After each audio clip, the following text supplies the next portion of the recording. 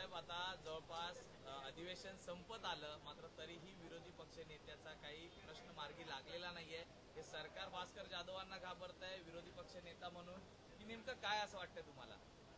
असं आहे की आपल्या संविधानाला, संविधान निर्मितीला आणि संविधान स्वीकारण्याला 75 वर्ष पूर्ण झाली.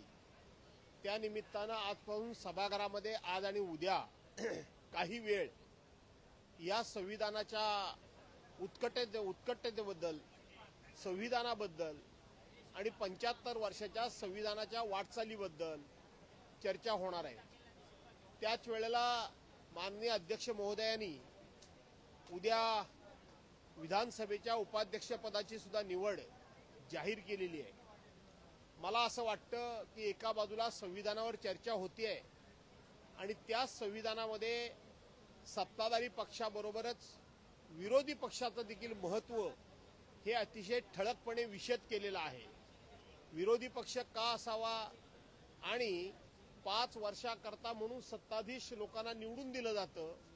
त्यांना काय आमरण पाटा तो दिलेला नसतो किंवा आजन्म सत्ता दिलेली नसते, पण त्या मधल्या 5 वर्षाच्या कालखंडामध्ये एक अतिशय जबाबदार, एक अतिशय प्रखर आणि सत्ताधाऱ्यांच्या डोळ्यामध्ये डोळे घालून त्यांना प्रश्न विचारणारा विरोधी पक्ष असला पाहिजे, अशा पद्धतीची संविधानामध्ये तरतूद आहे, अपेक्षा आहे.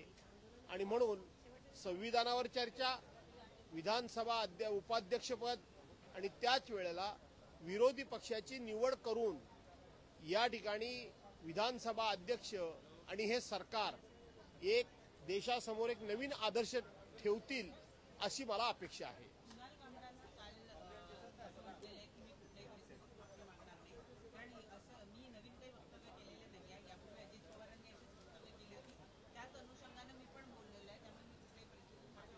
असं आहे की आपल्या सोशल मीडियावर एक व्हिडिओ मोठ्या प्रमाणामध्ये व्हायरल होतोय. कंगना राणावत या बोलल्या होत्या, त्याबद्दल तत्कालीन सरकारनं जी भूमिका घेतली होती त्या संदर्भामध्ये विद्यमान सरकारचं मत काय आहे आणि कुणाल कामराबद्दल त्या सरकारचं विद्यमान सत्ताधीशांचं मत कसं वेगळं आहे आणि म्हणून मतांमध्ये कसा विरोधाभास आहे. आपल्या बाजूला असेल तर त्यावेळेला त्याच्यावर कायद्याचा बाडगा उगारायचा आणि आपल्या विरोधातला असेल तर त्यावेळेला मात्र त्याला तत्व आणि निष्ठा शिकवायच्या. आणि म्हणून सत्ताधाऱ्यांची ही दुहेरी भूमिका आहे, या निमित्तानं महाराष्ट्राच्या समोर येते. पण आपण बघितलं असाल कुणाल कामरा यांनी जे वक्तव्य केलं त्याला जगभरातून समर्थन मिळतंय, त्याला जगभरातून लोक त्याचा सपोर्ट करतायत. माझी तर माहिती अशी आहे, ती चुकीची आहे की बरोबर आहे मला माहित नाही, परंतु माहिती अशी आहे की कुणाल कामराला काही लोकांनी ऑफिशियल त्यांचं जे काय हॉटेल किंवा स्टुडिओ तोडला तो पुन्हा उभा करण्याकरता मोठ्या प्रमाणामध्ये आर्थिक मदत देखील केलेली अशी माझी माहिती आहे.